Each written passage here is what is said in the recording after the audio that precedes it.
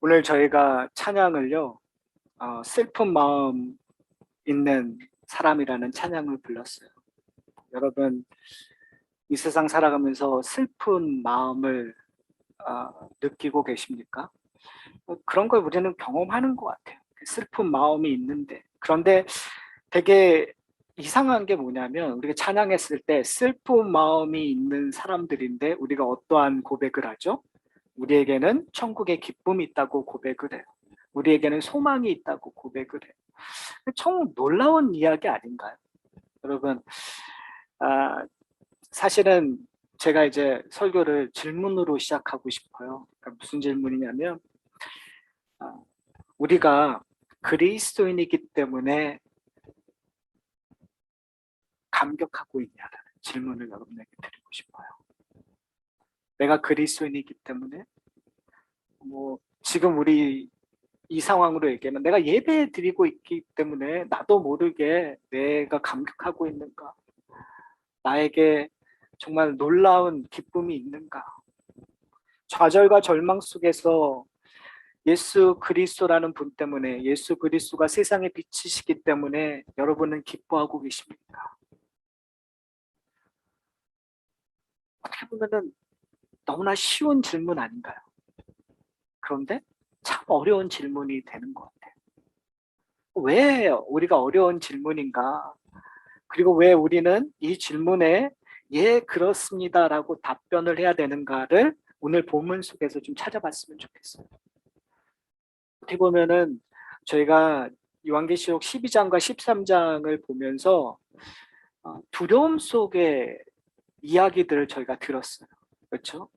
이 세상의 모습을 보게 되면 용과 바다에서 나오는 짐승, 땅에서 나오는 짐승들이 성도들을 괴롭힐 거고, 어떻게 보면 이 세상은 두 킹덤, 하나님의 도성과 세상의 성들의 싸움인데, 우리가 생각하는 것처럼 하늘의 도성이 성공하고 있지 않다는 거죠.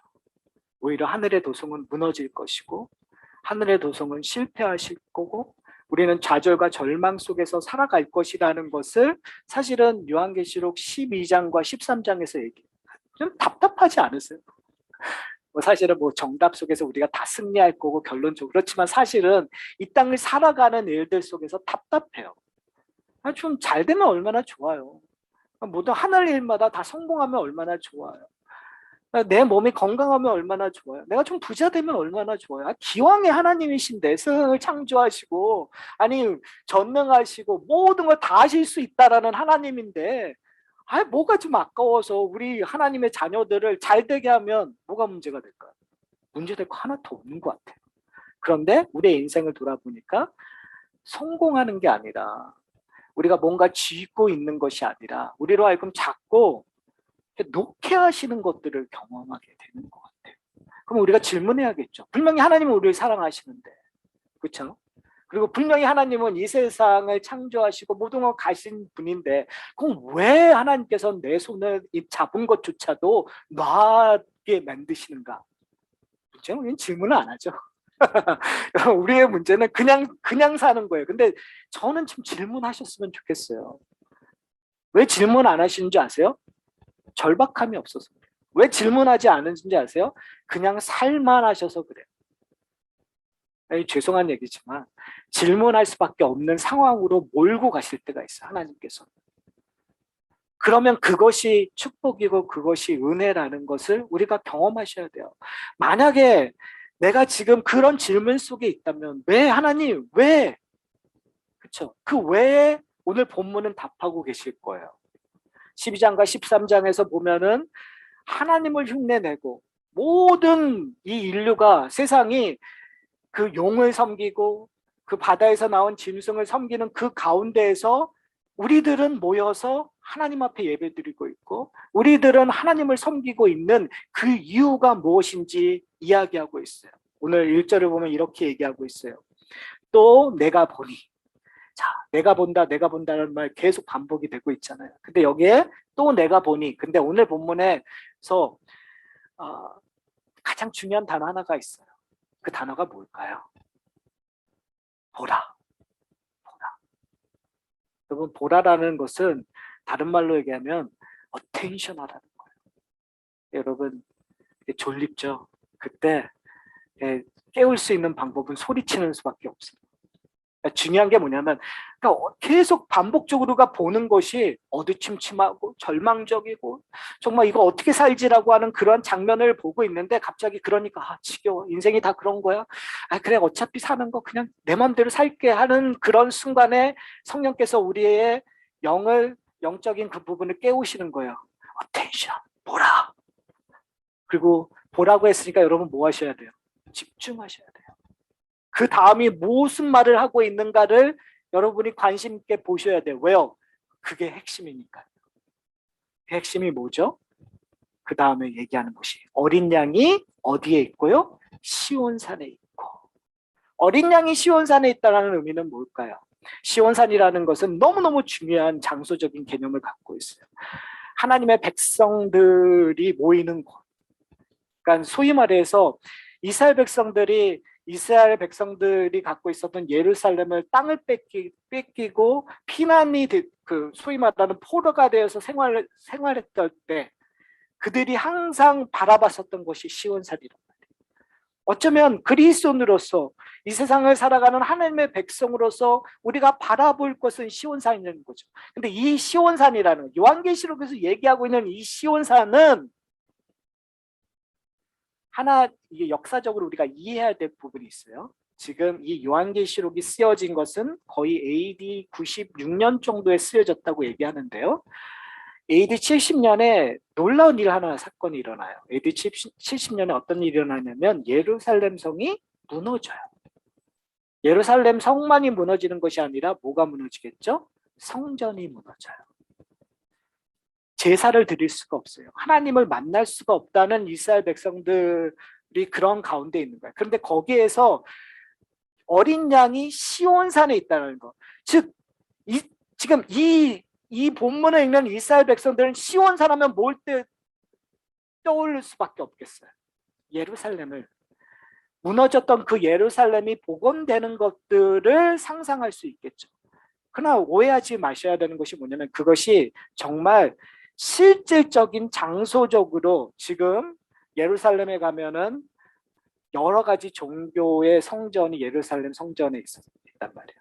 그걸 다 무너뜨리고 교회를 세워야겠다는 그런 개념이 아니라 지금 여기서 얘기하고 있는 시온산은 요한계시록 4장과 5장에 기록되었던 하늘 보좌 앞을 얘기하고 있다는 걸 여러분이 기억하시면 될 것 같아요. 그러니까 우리가 지금 우리로 하여금 그동안에 땅의 이야기를 했었단 말이에요. 12장과 13장에서 땅에서 우리가 고난받고 어려움을 당하고 있는, 그런데 그 가운데서 성도들에게 얘기하고 있는 것이 뭐냐면 Wake up! 일어나세요.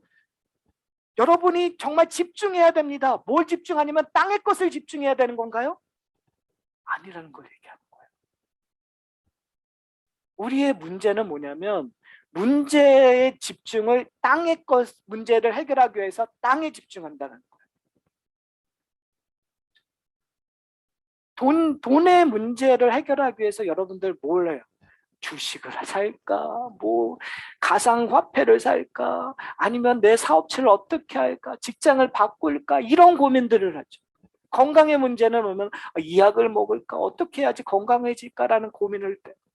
여러분 그것이 잘못됐다는 것이 아니라 여러분 그건 당연해요. 이 땅에 사는 사람으로서 우리가 평생 그런 고민하고 계실 거예요. 그런데 성령께서 우리에게 요구하시는 게 뭐냐면 지금 집중하십시오. 여러분이 땅의 것을 땅의 것으로 해결하려고 하지 마시고 우리의 눈과 마음을 어디로 돌리라고요? 하늘로 돌리라고 얘기하고 있고 시온산으로. 근데 그 시온산에 누가 계시는 거예요? 그 시온산의 핵심은 어린 양이 계신다라는 거예요.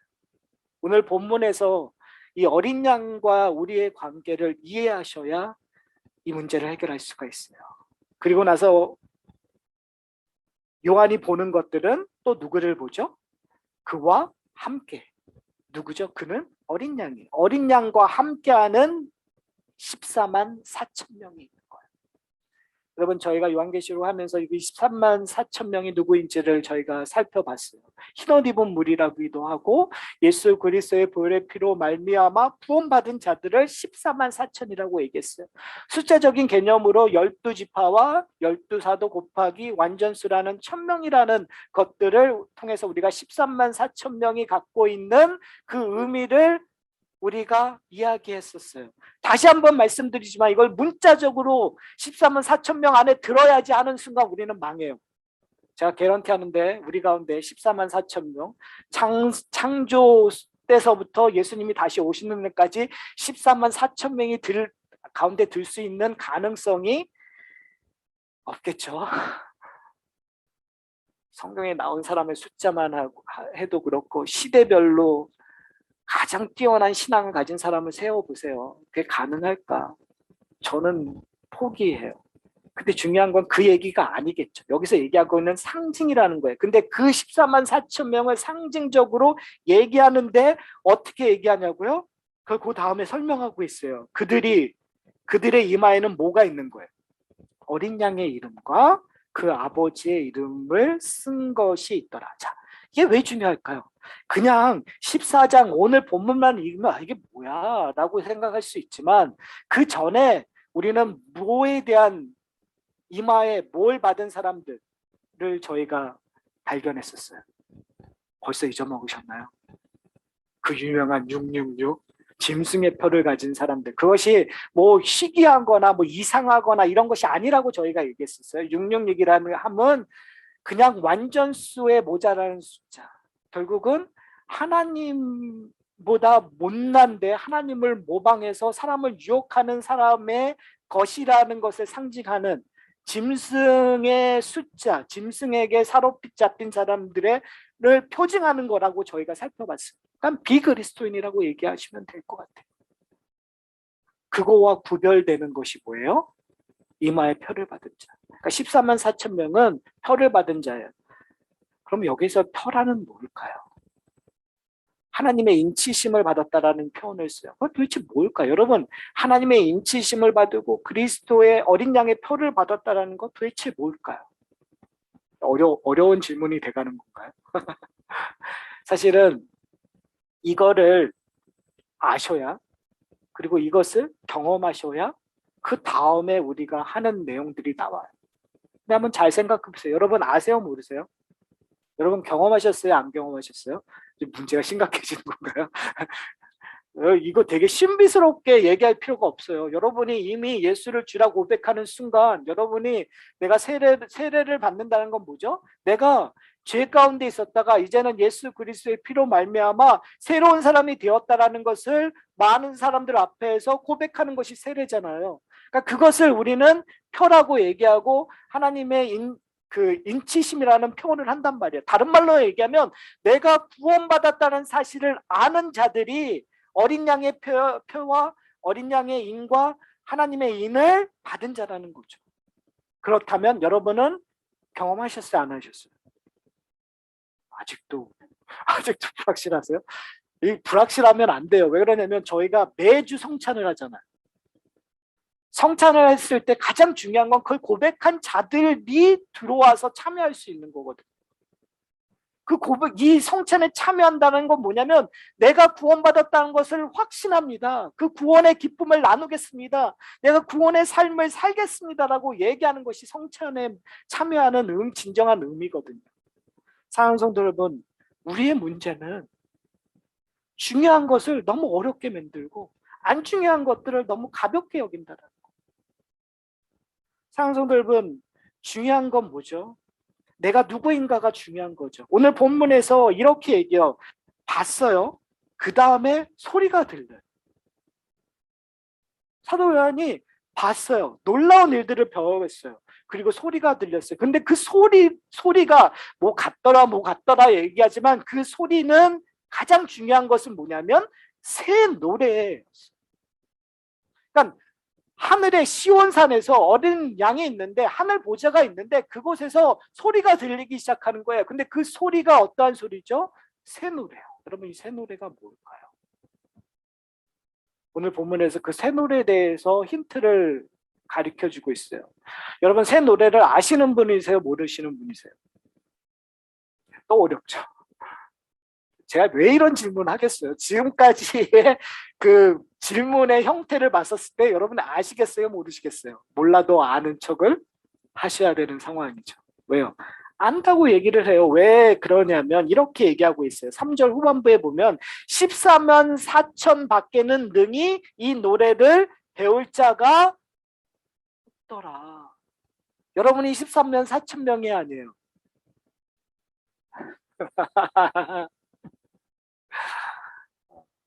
13만 4천 명이잖아요. 그러니까 새 노래를 알아요, 몰라요? 알아요.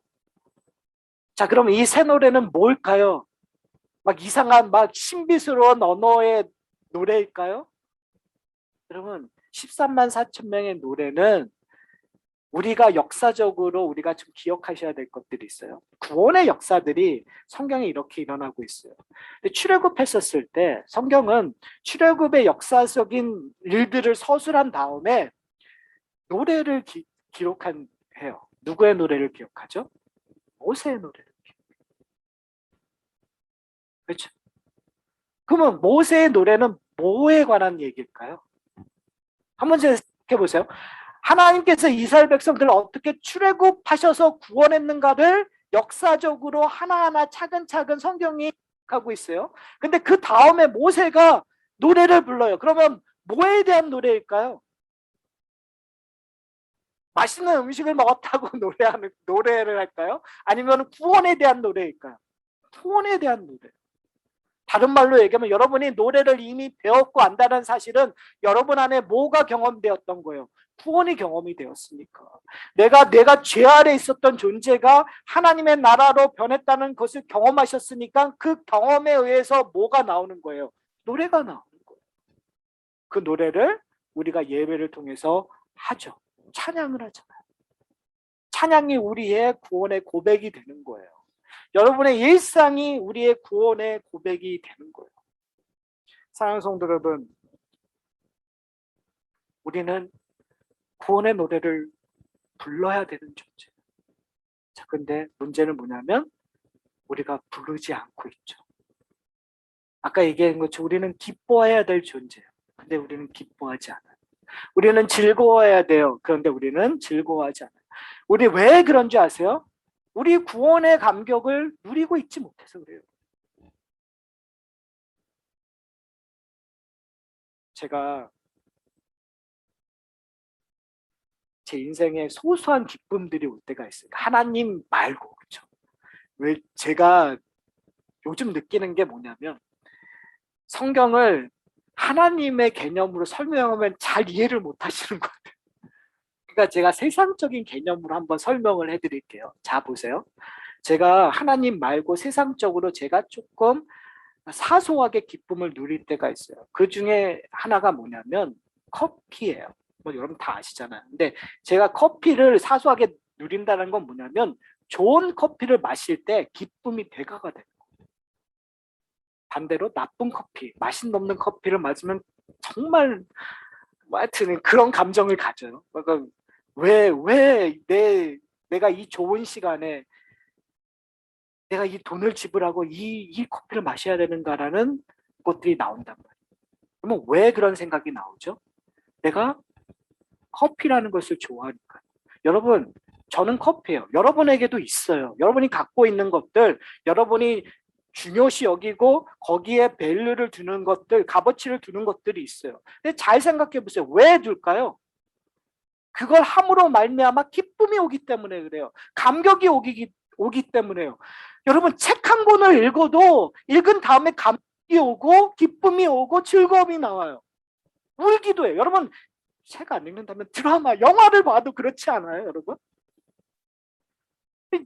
드라마 보면서 정말 질질질질 눈물을 흘릴 때가 많아요. 왜요? 그것이 나의 감성을 움직이니까요. 자, 이제 좀 심각한 얘기를 한다면 그러면 여러분 하나님의 말씀은요? 하나님 앞에 드리는 찬양은요? 여러분의 기도는요? 복음은요? 하나님이 여러분의 인생에 감격을 주시지 않고 있습니까? 왜 안 갖고 있는 거죠? 그거는 하나님과 나와 접촉하고 있지 않기 때문에. 아주 간단하게 얘기해요. 하나님을 만나야 감격이 오죠. 커피를 마셔야 그 맛이 좋은지 안 좋은지를 알죠. 여러분, 전문가가 된다는 게 뭔지 아세요? 커피를 꾸준히 오랫동안 하면 그냥 전문가가 되는 거예요. 여러분이 좋아하는 거 꾸준히 오래 하면 거기에 대해서 내가 뭔가를 얘기할 수 있어요.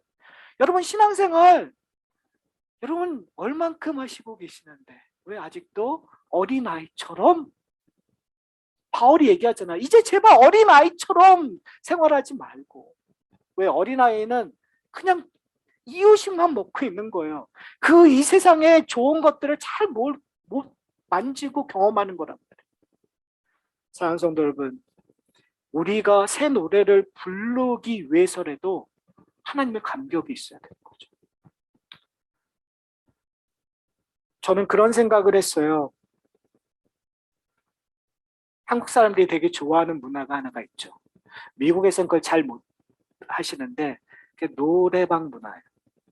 여러분 노래방 가셨을 때 노래 부를 때 여러분 어떠한 그 감정으로 어떠한 그 마음으로 노래를 부르세요? 저는 음치거든요. 저는 노래방이 됐든지 어떤 노래를 특별히 이제 차 안에서 이제 노래를 틀고 가면은요, 저는 꼭 제가 그 원작 가수가 된 것처럼 불러요. 소리는 그렇게 안 나와요. 근데 전 감정이입을 해서 그렇게 돼요. 그러면 그거를 부를 때 그 제 마음 속에 희열들이 나타나요. 저만 그러나? 여러분, 오늘 4절서부터 5절은 우리에게 그런 희열을 누리라고 주어진 구절이에요. 우리가 새 노래를 부름으로 말미암아 우리가 이 땅에서 누릴 수 있는 것들, 나는 음치지만 가수인 것처럼 부르는 일들. 여러분, 제가 음치가 가수처럼 완벽한 음으로 부를 수 있을까요, 없을까요? 없어요. 기적이 일어나지 않는 한 안 돼요. 제가 수도 없이 해봤어요. 근데 안 돼요. 정말 10,000번을 듣고 10,000번을 따라 부르는데 안 돼요. 비슷하게는 할 수 있어요. 제가 왜 그런 얘기를 하냐면 4절 한번 읽어보세요. 4절에서 이 노래를 부르는 자들에 대해서 설명을 하고 있어요. 근데 이렇게 설명을 해요. 이 사람들은 여자와 더불어 더럽히지 아니하고 순결한 자라. 어린 양이 어디로 인도하든지 따라가는 자며 사람들 가운데 속량을 받아 처음 익은 열매로 하나님과 어린 양에게 속한 자들이니 그 입에는 거짓말이 없고 흠이 없는 자들이더라. 여러분, 새 노래를 부르는 사람 이꼴 14만 4천 명 이꼴 이런 사람이에요. 근데 이것만 본다면 불안해지기 시작하지 않으세요? 왜요? 거짓말이 없. 뭐 여러분 큰 죄를 얘기하고 있는 게 아니에요. 뭐 살인은 한나 이런 얘기 아니라 거짓말. 우리가 뭐 선한 거짓말도 이러한 얘기 하지 마시고요. 여러분 거짓말 하세요, 안 하세요? 하잖아요. 걸리죠. 흠 있어요, 없어요? 흠 있단 말이에요. 그렇죠? 파면 팔수록 정말 한없이 나오는 그 흠들. 그렇죠? 그것 때문에 아내와 남편이 싸우는 이유가 바로 거기 있잖아요. 이것이 우리의 근본적인 문제예요. 순결하지 않아요. 여기서 얘기 나오는 여자는 바벨론, 음녀, 세상과 타협한 자들을 얘기하고 있는 거예요. 세상에 휘말려가는 우리의 모습을 봐요. 언제 우리가 순결했어요? 교회 와서 거룩한 척, 괜찮은 척하고 있지만 결국은 세상에 나가서 세상 사람들과 별반 다르게 살고 있다는 거 우리 다 알아요. 재밌는 게 뭔지 아세요? 다 가면 쓰고 있는 거 알면서 서로 예예하고 여기 있는 거예요. 그리고 그리스도를 따라가기커녕 세상의 것들을 따라가고 있는 우리의 모습을 보게 돼요. 여러분, 이 노래는 가수가 불렀어요. 어떠한 가수가 불렀죠? 예수님이라는 가수가 부르셨어요. 원작자가. 여러분, 그게 얼마나 큰 소망인지 아세요? 얼마나 큰 기쁨인지 아세요? 오늘 본문에서 이렇게 얘기하고 있어요. 보라, 어린 양이 어디에 섰다고요? 시온산에 섰다고 얘기하고 있어요. 예수 그리스도가 시온산에 서 계시기 때문에 바로 여기에 힘과 능력이 있는 거예요. 바로 예수 그리스도가 시온산에 서 계시기 때문에 우리가 하나님의 백성이 될 수 있는 거예요. 우리가 예수 그리스도와 함께 서 있는 거예요. 그 말은 뭐냐면 예수 그리스도가 우리를 위하여 먼저 음반을 내셨다라는 거죠. 그리고 그 음반을 우리가 시도 때도 없이 들을 수 있게끔 해주셨어요. 중요한 건 뭐냐면 우리가 플레이 버튼을 누르지 않는다라는 거예요. 관심이 없는 거죠. 우리가 해야 될 건 뭐냐면 예수 그리스도라는 플레이 버튼을 누르셔서 예수 그리스도가 부르신 그 노래를 따라 부르는 거예요. 되든 안 되든 중요하지 않아요, 여러분. 내가 오늘 순결하게 살았느냐 안 살았느냐 그거는 나중 문제예요. 우리가 음치하는 거 알잖아요. 그러니까 우리는 뭐 하냐면 내가 예수님이 된 것처럼 부르는 거예요. 다른 말로 얘기하면 내가 예수님이 된 것처럼 낮아지는 거예요. 내가 예수님이 된 것처럼 약한 사람을 도와주는 거예요. 내가 예수님이 된 것처럼 가난한 사람을 도와주는 거예요. 그것이 뭐가 맞다 틀리다 이거 상관은. 여러분 노래가 좋으면요 그냥 몰입해서 불러요. 그렇죠? 안 그러시나 봐요. 저는 그래요. 뭐 되든 됐든 그리고 거기에 기쁨을 누려요. 여러분 우리가 뭔가 완벽하고 잘하고 뭔가 대단한 걸 이루어야 된다고 하는 순간 우리는 다 바리새인처럼 다 망가지는 우리의 모습들을 보게 될 수 있을 거예요. 그러나 우리의 부족함을 이해하고 우리 다 그런 사람들이야. 우리는 다 부족한 사람들이야. 나도 부족하니까. 중요한 시작은 바로 여기겠죠. 나도 음치니까 저 사람도 음치. 근데 꼭 이럴 때 그런 분들이 있어요. 나는 그래도 음대 나왔는데. 그래도 난 피아노를 치는데 꼭 이런 분들이 있어요. 그런 얘기하고자 제가 이런 얘기하는 거 아니에요. 그렇죠? 우리의 중요한 포인트는 뭐냐면 하나님, 그리스도만이 완전한 피치에 완전한 것들을 하실 수 있단 말이에요. 그 완전번이 우리에게 주어졌다면 우리가 서로 연약하기 때문에 다 틀린다는 걸 인정하고 그냥 그 일들에 열심을 내자고요. 그것이 노래예요, 여러분. 그리스도의 노래를 부르는 그리스도의 새 노래를 부르는 우리들 그러면 우리는 다 품을 수 있어요. 아니 못 품더라도 품어질 거예요. 그래서 오늘 4절에 5절은 하늘에 있는 백성들을 그렇게 부르는 거예요. 그렇게 부른 자들이 이 땅에서 어떻게 해요? 부족하지만 서로 노래하며 서로 아끼며 서로 섬기며 살아가는 거죠. 사랑하는 성도 여러분, 이제 설교를 마치려고 합니다. 우리는 무엇을 바라보고 있습니까? 제가 계속 얘기했잖아요. 12장 13절은 이 땅의 것들을 바라볼 수밖에 없어요. 그 이야기들을 하고 있어요. 땅의 것들. 여러분, 세상은 녹록지 않아요. 이런 얘기 하더라고요. 목사님. 힘들어요. 세상은 힘들어요. 알아요. 세상은 어려워요. 그런데 그 힘들고 어렵고 그것들을 그 안에서 해결하려고 하면 여러분 해결하지 못해요. 그래서 오늘 본문에서 우리에게 얘기하고 있는 건 어떻게 하라고요? 우리의 눈과 마음을 하늘로 올라가서 그리스도의 원본을 보라고요. 우리가 가서 누릴 거를 미리 맛보시라는 거예요. 지금 뭔가 해서 얻어진 것이 아니라 이미 얻어진 하나님의 나라를 우리가 보고 즐거움으로 말미암아 내 삶 속에서 그것을 끊임없이 따라 부르는 일들이 일어나기를 소원해요. 자, 이제 제가 평상시에 하지 않던 일들을 하겠습니다. 옆에 분을 좀 바라보시면 좋겠어요. 참 아름답습니다. 하기 참 어색하시죠? 참 아름답습니다. 참 존귀하십니다. 참 순결하십니다. 오늘 본문에서 얘기하고 있는 것들 뭐냐면 여러분 우리 그걸 봤으면 좋겠어요. 이제 전 그런 생각을 해요. 성도들은 교회 와서 가면을 쓰는 존재가 아니라 그리스도를 쓰는 존재.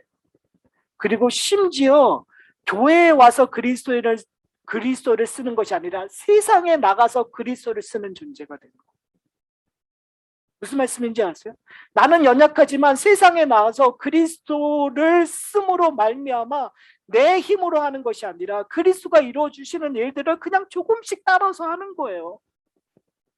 그런 일들이 우리 가운데 일어났으면 좋겠어요. 그러기 위해서 뭘 소유하셨냐면, 뭘 봐야 되냐면 하늘의 것들을 보시는 분들. 그래서 우리가 만날 때마다 땅의 것 이야기하는 것 기분 좋고 아니면 젊은들 여러 가지 의미이기 때문에 우리가 땅의 얘기만 하겠죠. 근데 여러분 하늘의 얘기도 좀 하셨으면 좋겠어요. 그래서 우리 가운데 그리스도의 풍성한 예배만 누리는 것이 아니라 우리의 가정에서, 그리고 우리의 생활처에서, 우리의 직장에서, 우리의 사업처에서 풍성히 누리는 저와 여러분이 되시기를 소원합니다.